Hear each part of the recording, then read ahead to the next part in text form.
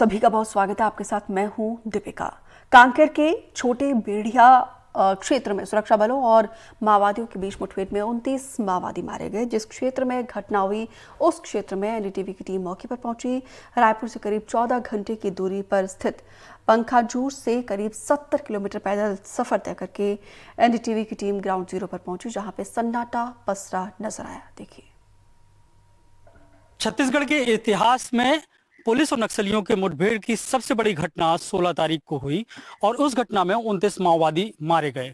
NDTV की team ground zero पे पहुंची हुई है। ये पूरा इलाका करीब 25 से 30 स्क्वायर किलोमीटर का है और कहा जा रहा है कि इस पूरे इलाके में अलग अलग जगह पे जो माओवादी थे उनको इनकाउंटर में मार गिराया गया है। किस तरीके से पूरा घटनाक्रम हुआ है, क्योंकि इस पूरे इलाके में 25 से 30 किलोमीटर का है, इसमें 15 से 20 किलोमीटर हम खुद पैदल चले और इसी इलाके में हम पहुंचे हुए हैं। तो किस तरीके से इन्फॉर्मेशन मिली हम समझने की कोशिश करते हैं नीरज से, जो हमारे स्थानीय संवाददाता हैं। पुलिस को किस तरीके से सूचना मिली कि इसी इलाके में जो है डीसीबी मेंबर शंकर अपने साथियों के साथ मौजूद है और फिर कैसे यहाँ पे पुलिस पहुँचती है, क्योंकि ये बहुत ही ज़्यादा जो इलाका है, डेंस फॉरेस्ट है, पहाड़ियाँ हैं, पत्थर हैं, पथरीले पगडंडियाँ हैं, सड़क तो है ही नहीं। जी देखिए, ये जो इलाका है ये काफ़ी पथरीला इलाका है, जंगली इलाका है। इस इलाके में माओवादियों की पैठ हमेशा रहती है। तो कहीं ना कहीं जब पुलिस को इसकी सूचना मिली कि बड़े कैडर के माओवादी यहाँ पर मौजूद हैं और बड़े कैडर के जो माओवादी है काफ़ी संख्या में यहाँ पर है, जो एक सभा हो सकती है, उनकी मीटिंग लेने की तैयारी रही हो सकती है।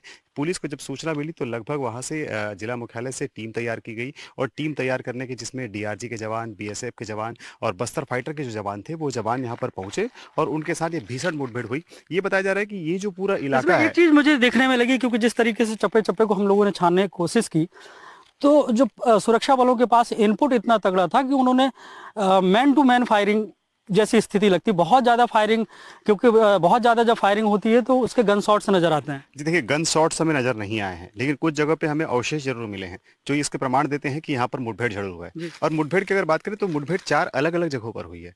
टुकड़ियां अलग अलग बटी हुई थी, टुकड़ियां बांटी हुई थी। जहां जहां माओवादी मौजूद थे उस इलाके में फायरिंग हुई है, उस इलाके में मुठभेड़ हुई और माओवादी जो है 29 मारे गए हैं। 4 अलग अलग इलाके हैं। हमने देखा था कुछ जहाँ पे जो घायल जवान था उसका स्ट्रक्चर पड़ा हुआ था। इसके बाद जब अंदर ऊपर घुसे तो ऊपर देखा कि हमने कुछ वहाँ पर खून के धब्बे पड़े हुए थे, कुछ साबुन के डब्बे नजर आए, कुछ ऐसे ऐसे खाने की सामग्रियां थी वो वहां पर नजर आई। तो खासतौर पर ये कह सकते हैं कि मतलब इस पूरे इलाके में इस तरीके के क्योंकि अलग अलग इनकाउंटर हो कि एक स्पॉट पे हुआ नहीं जी, तो छोटी छोटी सी चीजें, छोटे छोटे से जो घटना के जो स्पॉट्स हैं वो जरूर नजर आए, वो जरूर नजर आए। अच्छा, ये भी जानकारी है कि माओवादियों की संख्या लगभग यहाँ 50 थी और इसके अलावा जो जवान थे वो हमारे जवान काफी मुस्तैद थे और जवानों की संख्या 187 थी। हमारे संवाददाता बता रहे थे कुछ दिन पहले, मुकेश जी, कि उनकी संख्या लगभग 187 थी जवानों की संख्या। जवानों ने पूरा नक्सलियों को घेर रखा था और नक्सलियों को घेरने के बाद जो है अलग अलग जगहों पर टुकड़ियां जो थी वहां पर मौजूद थी, उन पर फायरिंग की गई और उसमें 29 माओवादी मारे गए। अभी हमने इस इलाके का पूरा सर्च किया है, काफी बड़ा घना इलाका है। इस इलाके में हमने लगभग 15-20 किलोमीटर पैदल चला, बावजूद इसके हमें कुछ कुछ साक्ष्य जरूर मिले हैं, लेकिन जो बुलेट्स पूरा वही इलाका है जहाँ पे इनकाउंटर जी पूरा पूरा वही इलाका है। क्योंकि देखिए ये इलाका काफी सघन इलाका है। हमने देखा था किस तरह से माओवादियों ने वहां पर स्वागत द्वार बनाया है,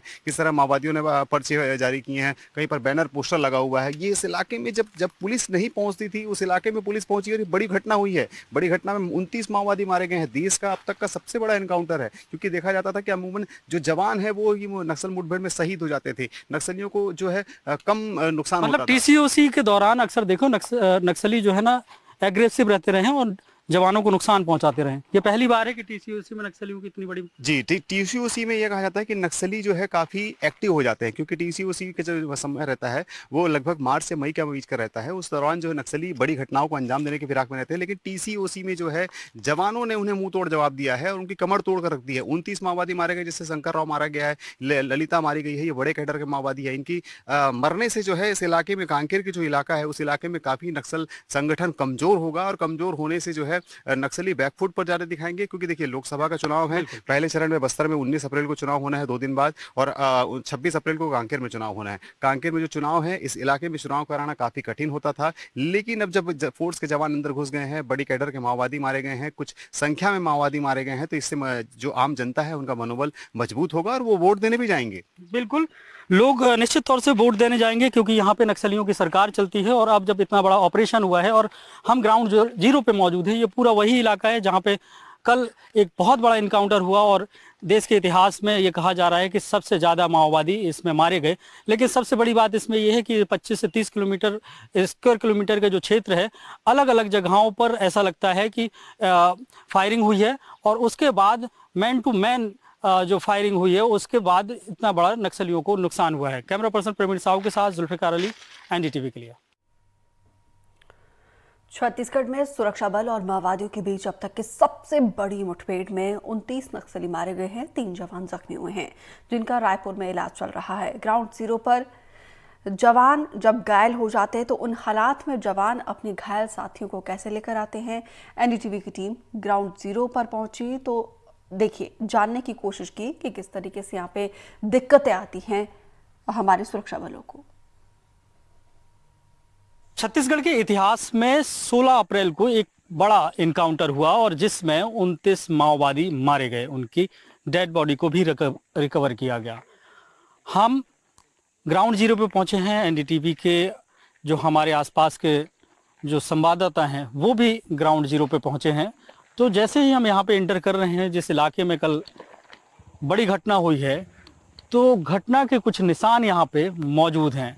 कुछ ऐसी चीज़ें हैं जो शायद शहरी जीवन में लोग नहीं देख पाते, उन चीज़ों को समझने की कोशिश करते हैं। और हमारे दोनों सहयोगी हमारे साथ हैं, उनसे बात करेंगे और समझने की कोशिश करेंगे कि अंदरूनी इलाके में जब फोर्स पहुंचती है तो किस तरीके का यहाँ पे जब इनकाउंटर चलता है, जब जवान घायल होते हैं तो किस तरीके से उन्हें फर्स्ट एड मिलता है और जवान एक दूसरे की मदद कैसे करते हैं। ये मुकेश, जिस तरीके के आप देख रहे हैं यहाँ पे बांस की बल्ली जो है, और ऐसा लग रहा है कि स्ट्रेचर है, ये कब उपयोग में आता है? क्योंकि इस इलाके में अक्सर इनकाउंटर होते रहते हैं, तो जवान इसका कैसे उपयोग करते हैं? जी देखिए, चूंकि विषम भौगोलिक परिस्थितियां हैं, इसके साथ ही पहाड़ियों की पूरी श्रृंखला है, ऐसे में जब भी कोई एनकाउंटर होता है, एनकाउंटर के बाद जो घायल जवान हैं उन्हें तुरंत फर्स्ट एड देने के लिए, हालांकि जवानों को इस चीज़ के लिए पूरी तरह से प्रशिक्षित किया जाता है, जंगल में फर्स्ट एड दिया जाता है। उसके बाद फिर बेहतर उपचार के लिए उन्हें किसी भी सूरत में घायल जवानों को उस सड़क तक लाना होता है जिस सड़क तक एम्बुलेंस या बड़ा वाहन पहुंच सके। तो इस तरह का स्ट्रेचर तैयार किया जाता है, जुगाड़ का स्ट्रेचर होता है। आप देखेंगे उस पे कि कॉम्बैट वर्दी उस पे नजर आ रही है, बल्लियां नजर आ रही हैं, इसके साथ काली वर्दी जो नजर आ रही है उससे काला जो वर्दी नजर आ रहा है, दरअसल वो पट्टा होता है जो जवान आमतौर पर एंटी नक्सल ऑपरेशन पर जाते हैं तो अपने फेस को कवर करते हैं, सर को कवर करते हैं, उससे जो है रस्सी के तौर पर उसे इस्तेमाल किया गया। उसके साथ कॉम्बैट जो वर्दी नजर आ रहा है उसे स्ट्रेचर के लिए उस जवान को उस पे लेटाया गया होगा और इसी पे लादकर उस जवान को इस जगह तक लाया गया। और चूंकि सड़क है और यहाँ तक एम्बुलेंस आसानी से पहुंच सकती है तो एम्बुलेंस के माध्यम से जो है उन्हें छोटे बेटिया ले जाया गया, जहां से हेलीकॉप्टर से फिर उन्हें एयरलिफ्ट कर रायपुर ले जाया गया। मुकेश हमारे बीजापुर से यहाँ पे पहुंचे हैं और कांकेर से हमारे साथी नीरज भी हैं। नीरज, ये जो इलाका है किस तरीके का ये इलाका है? क्योंकि यहाँ से देखें डेंस फॉरेस्ट है, बहुत कम लोग नज़र आ रहे हैं, और ये जब इतनी बड़ी घटना हुई, जैसा कि मुकेश ने बताया कि एक जुगाड़ का स्ट्रेचर है, तो कितने किलोमीटर तक पैदल चलना पड़ जाता होगा जवानों को, जो क्योंकि पेट्रोलिंग के लिए, सर्चिंग के लिए अंदर जाते हैं और फिर इस तरीके की घटनाएं होती हैं? देखिए, जब हम आ रहे थे तब आपने देखा होगा कि कोटरी नदी है, उस कोटरी नदी को क्रॉस करने के बाद कितने दुर्गम इलाके हैं, घना जंगली इलाका है, रास्ते पगडंडी रास्ते हैं, कहीं कच्चे रास्ते हैं, कई जगहों पर रास्ते कट गए हैं। इन्हीं इलाकों से जो है जवान इस जंगल में प्रवेश करते हैं और जंगल में प्रवेश करने के बाद जो है माओवादियों से ये मुकाबला करते हैं।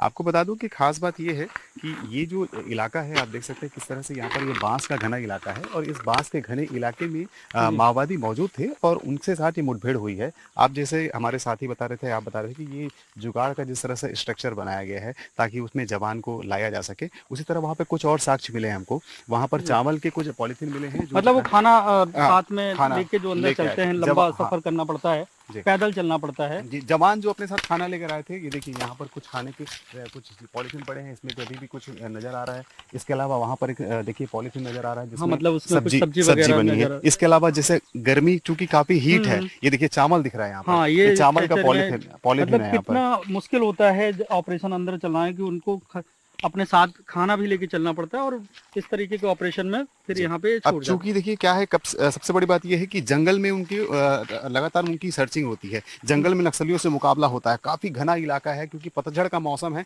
ऐसे समय में बहुत दिक्कत होती है, तो डिहाइड्रेशन की भी दिक्कतें आती है। आप देख सकते हैं यहाँ पर देखिए, हाँ, ये देखिए। ये देखिए एक डोज ये- पड़ा हुआ है, ये इसके ये अलावा दवा कुछ- भी है, कुछ जैसे गल- डिक्लोफेनेक, दवाइयाँ हैं। पैरासिटामोल है। हाँ, और ये देखिए, ये इलेक्ट्रॉल घोल की तरह इस्तेमाल किया गया है ताकि डिहाइड्रेशन की शिकायतें जवानों को ना हो। इसके अलावा जब हम आगे जा रहे थे तो जी। आगे भी कुछ ऐसे ही इलेक्ट्रॉल पाउडर की जो है पर्चियां हमको मिली थी। इससे देख सकते हैं किस तरह से जवान इस जंगल में घुसते हैं, किसी प्रकार तकलीफ ना हो वो अपने साथ तमाम फास्ट एड किट लेकर चलते हैं, ताकि जवान अगर घायल भी हो गया तो उन्हें तत्काल जो है हम स्वास्थ्य सुविधाएं मुहैया करा सकें।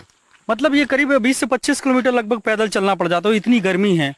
तो हर जवान को कम से कम 2 से 4 लीटर पानी भी, इलेक्ट्रॉल, और यहाँ पे ये देखें कि कुछ जो है माजा की बोतल भी दिख रही है। तो इस तरीके के वो अपने साथ में लेके चलते हैं। और मतलब कितना उनके साथ वजन हो जाता होगा ये सब चीजें जब अंदर इलाके में। जी देखिए, जवानों को जब पुलिस की भर्ती दी जाती है, आर्मी की भर्ती दी जाती है, तो उनको तमाम चीज़ों से लैस किया जाता है ताकि उन्हें जंगलों में जब पहुंचना पड़े तो किसी प्रकार कठिनाई ना हो। वो अपने साथ 30-30 किलो का वजन लेकर चलते हैं, चाहे पानी की बात करें, राशन की बात करें या अन्य चीज़ों की बात करें, ये सभी चीज़ों को अपने साथ लेकर चलते हैं। राइफल का वजन अगर बात करें तो राइफल का वजन भी लगभग 5 से 6 किलो के बीच में होता है, वो भी राइफल अपने साथ लेकर चलते हैं। जंगल दुर्गम इलाके हैं, इस रास्ते से जब गुजर रहे हैं तो इतनी हमको गर्मी महसूस हो रही है, तो उन जवानों हम भी को महसूस कर पा रहे हैं कि उन सुबह जवानों का को समय कितनी है। जी उन जवानों को कितनी गर्मी महसूस होती होगी, वो जब अंदर जब और पहुंचते होंगे तब क्या स्थिति रहती होगी, ये खास तौर पर देख सकते हैं। और जब हम कुछ ग्रामीणों से बात कर रहे थे तो ग्रामीण इस मामले में कुछ भी कहने से चुप्पी साध रखे हैं। स्वाभाविक सी बात है कि ग्रामीण कुछ भी नहीं बोलेंगे, क्योंकि वो ये कह सकते हैं कि दो पार्ट के बीच में है। एक तरफ सुरक्षा बल हैं तो दूसरी तरफ नक्सली हैं। वो अगर कुछ भी बोलते हैं तो उनकी जान को खतरा हो सकता है, यही वजह है। लेकिन हमने यहाँ की एक तस्वीर जो दिखाई कि अंदरूनी इलाकों में जब इनकाउंटर होता है तो किस तरीके से जवानों को फर्स्ट एड दिया जाता है, और घायल होते हैं तो उनको जुगाड़ का किस तरीके से स्ट्रेचर उपलब्ध बनाया जाता है, क्योंकि स्ट्रेचर यहाँ पे उपलब्ध तो हो नहीं सकता। तो इस तरीके के अंदरूनी इलाकों की तस्वीरें और भी तस्वीरें हम आपको दिखाएंगे कि ग्राउंड जीरो में किस तरीके के हालात होते हैं। कैमरा पर्सन प्रेमी साहू के साथ जुल्फिकार अली, एनडीटीवी। कांकेर के अंदरूनी क्षेत्र में जहां पे सुरक्षा बलों और माओवादियों के बीच मुठभेड़ हुई, ग्राउंड जीरो पर जो तस्वीरें सामने आई हैं उनसे इस इलाके में माओवादियों की पैठ का अंदाजा लगाया जा सकता है। देखिए, कांकेर जिले के छोटे बेटिया के अंदरूनी इलाके में पहुंचे हैं, जहां पर कल एक बड़ी मुठभेड़ हुई थी जिसमें 29 नक्सली मारे गए, उनका शव बरामद किया गया। और यहां से आपको किस तरीके का माहौल है वो दिखाते हैं। ये नक्सलियों के स्मारक हैं, जो नक्सली शहीद हो जाते हैं उनके यहाँ पे स्मारक बनाए जाते हैं। ऐसी कई बार पहले तस्वीरें देखी कि सुरक्षा बल जब अंदरूनी इलाके में पहुँचते हैं तो सबसे पहले उनके स्मारकों को ध्वस्त करते हैं। ये नक्सलियों का स्मारक है और इससे समझा जा सकता है कि कितना ये कोर नक्सलाइट एरिया है। और एक और तस्वीर यहाँ पे हम दिखाते हैं, जो अक्सर तस्वीरें बीच बीच में आती रहती हैं कि माओवादी पर्चे फेंकते हैं, बैनर लगाते हैं। तो ये पेड़ पे आप देखें कि एक बैनर लगा हुआ है और जो सरकार के खिलाफ बैनर होते हैं, और इसमें देखें कि किस तरीके से उन्होंने लिखा है कि झूठे छत्तीसगढ़ विधानसभा चुनाव का बहिष्कार करें। तो मतलब ये समझ लीजिए कि कितना पुराना हो सकता है, क्योंकि उस समय पे विधानसभा चुनाव थे। यहाँ पे सुरक्षा बल नहीं पहुँचे, यही वजह है कि जहाँ जहाँ सुरक्षा बल पहुँचते हैं उन इलाकों से इस तरीके के बैनर हटा दिए जाते हैं। अभी तक यहाँ पर बैनर लगा हुआ है और उसमें जो शब्द लिखे हुए हैं वो कांग्रेस के विरोध में भी हैं, ब्राह्मण और हिंदुत्व के विरोध में ये बैनर लगाया गया है। तो ये माओवादियों का अंदरूनी इलाका है जहाँ पे उनकी तूती बोलती है, उनकी सरकार है, और इस तरीके के नज़ारे अंदरूनी तरफ हैं। और हम अब से कुछ देर बाद जो कल घटना हुई उस घटना को के ग्राउंड जीरो पे पहुंच रहे हैं। कैमरा पर्सन प्रेमी साहू के साथ जुल्फिकार अली, एनडीटीवी। जिस जगह ये मुठभेड़ हुई वहां पर सबसे पहले एनडीटीवी की टीम पहुंची। देखिए विकास तिवारी की रिपोर्ट।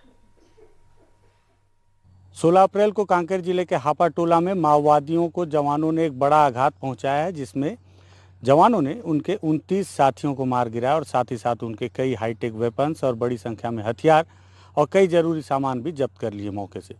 घटनास्थल पर मुठभेड़ किस तरह की रही होगी, आप इससे अंदाज़ा लगा सकते हैं कि माओवादियों को भागने का मौका भी नहीं मिला और उनकी इतनी बड़ी संख्या में लोग मारे गए और वो अपने हथियार भी अपने साथ नहीं ले जा पाए। उस घटना की ग्राउंड रिपोर्ट करने के लिए जब हम जा रहे हैं तो रास्ते में हमें कुछ ऐसी तस्वीर मिली है जो मुझे लगता है कि हमें अपने दर्शकों को भी ज़रूर दिखानी चाहिए। ये तस्वीर इस बात को साबित करती है कि जिस इलाके में मुठभेड़ हुई है वो इलाका माओवादियों के लिए कितना अनुकूल रहा है और माओवादी यहाँ किस तरह से अपनी पैठ जमा कर रखे हैं।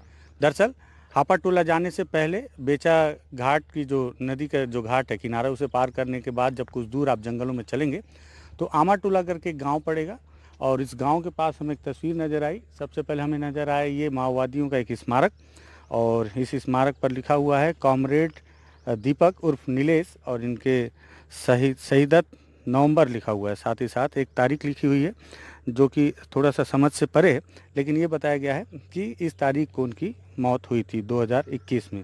संभवतः ये 11 मार्च या इस तरह से कोई तिथि है और ये स्मारक यहाँ पे बिल्कुल नया स्मारक बना हुआ है। और अब आप सोचेंगे कि ऐसे कई स्मारक बस्तर के अंदरूनी इलाकों में बनाए ही जाते हैं, लेकिन यह स्मारक इसलिए भी दिखाना महत्वपूर्ण है क्योंकि अभी हम आमा टोला में हैं और इसके आगे जाएंगे कुछ दूर तब जाके हापा टोला वो इलाका आएगा जहाँ पे 29 माओवादियों को मारा गया था। अब आप सोचिए ये स्मारक यहाँ नया बना है और इसके ठीक बगल में ये स्मारक का एक टूटा हुआ हिस्सा भी यहाँ पे पड़ा हुआ है जो इस बात का गवाह है कि यहाँ कभी फोर्स आई होगी और फोर्स ने जो अमूमन फोर्स जब जंगलों में सर्चिंग पर होती है तो फोर्स ऐसे स्मारकों को देखकर उन्हें तोड़ दिया करती है ताकि माओवादियों का मनोबल इससे डाउन हो सके। तो इसीलिए फोर्स ने ये माओवादी के उस स्मारक को पहले तोड़ दिया।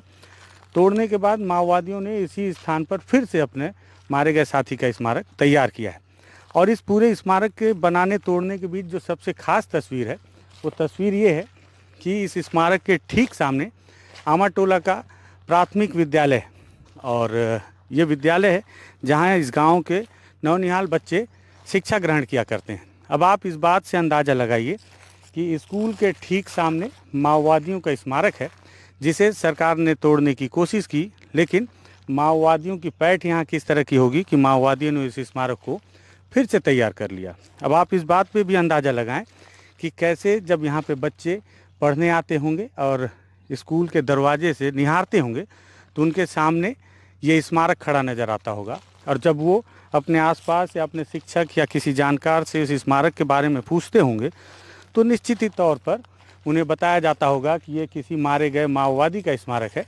और संगठन ने उसकी याद में बनाया होगा। अब उस स्मारक को देखकर बच्चों के मन में क्या प्रभाव पड़ता होगा ये आप भी समझ सकते हैं और इस बात का भी अंदाज़ा लगा सकते हैं कि जिस इलाके में 29 माओवादियों को मार गिराया गया है वो इलाका माओवादियों के कितने गिरफ्त में था और सरकार की पहुंच से कितना दूर, जहां पे स्कूल का भवन तो है लेकिन उसके सामने चाह कर भी माओवादी के स्मारक को तोड़ा नहीं जा सकता। कांकेर से एनडीटीवी के लिए विकास तिवारी। जिस इलाके में मुठभेड़ हुई वहां पे कोई भी इस मुठभेड़ के बारे में बोलने को तैयार नहीं हुआ। देखिए 16 अप्रैल को इसी स्थान पर आज से अभी से लगभग 24-25 घंटे पहले माओवादियों की एक बड़ी टीम पर बीएसएफ और डीआरजी की टीम ने एक बड़ा हमला किया और इस हमले में उन्होंने लगभग 29 माओवादियों को मार गिराया और उनके हाईटेक वेपन भी जब्त कर लिए हैं। उस इलाके की हम ग्राउंड रिपोर्ट करने आए हैं। उस इलाके को बहुत तलाश करने की हमने कोशिश की तो हाका टोला जो जिस गांव का लोकेशन पुलिस ने बताया था उस गांव जब हम पहुंचे तो ग्रामीण इतने डरे सहमे हुए हैं को कैमरे के सामने कुछ भी बोलने से कतरा रहे हैं और लेकिन उसी बीच एक युवक ने कैमरे के सामने ना आने की शर्त पर इस लोकेशन को लाकर हमें दिखाया और चिन्हांकित करते हुए उन्होंने बताया कि इस इलाके से सबसे पहले सुबह मुठभेड़ शुरू हुई और मुठभेड़ शुरू होने के बाद कई घंटों तक अलग अलग इलाकों में पीछे की कई पहाड़ियों में दौड़ाते हुए फोर्स ने जवान माओवादियों को अपना निशाना बनाया। हमने भी ग्राउंड रिपोर्ट के दौरान उस इलाके को समझने की कोशिश की और साथ ही साथ ये समझने की कोशिश की कि जो फोर्स के द्वारा जो तस्वीरें वायरल की गई हैं या उपलब्ध कराई गई हैं वो तस्वीरें इन इलाकों से कैसे मैच खाती हैं। हमने देखा कि जो तस्वीरें जवानों ने भी उपलब्ध कराई उसमें भी इसी तरह से बांस के पेड़ हैं और पहाड़ियाँ हैं और कमोबेश ये वही इलाका है। साथ ही साथ जो अपने घायल जवान जो साथी हैं और जो मारे गए माओवादी हैं उनके शव को ले जाते हुए जवानों की तस्वीर वायरल हुई थी, वो भी इसी रास्ते से ले जाती हुई नजर आती है। साथ ही साथ इस इलाके में इतनी बड़ी मुठभेड़ कैसे हुई होगी, उसको लेकर कुछ ग्रामीणों ने दबे जबान जो जानकारी दी, उन्होंने बताया कि दरअसल माओवादियों की एक बड़ी टीम थी और ये इलाका नारायणपुर जिले के अबुझमाड़ में आता है। और सबसे बड़ी बात यह है कि इस अबुझमाड़ के इलाके में ऑपरेशन किया गया है कांकेर जिले के छोटे बेटिया से। माओवादियों को इस बात का इल्म बिल्कुल भी नहीं था कि उन्हें कांकेर जिले से फोर्स आकर नारायणपुर के अबुझमाड़ में घेर लेगी, वो भी उनके उस कोर इलाके में जिससे वो अपना जनताना सरकार का राज मानते हैं। जनताना सरकार का राज कैसे मानते हैं उसकी अभी एक ये उदाहरण आप देख लें। ये स्वागत द्वार यहाँ पे बना हुआ है और स्वागत द्वार में उन्होंने लिख रखा है कि दंडकारण्य बिहार झारखंड पूर्वी बिहार पूर्वोत्तर झारखंड को आधार इलाका के रूप में विकसित करने के लक्ष्य के साथ आगे बढ़ेंगे भारत की कम्युनिस्ट पार्टी माओवादी।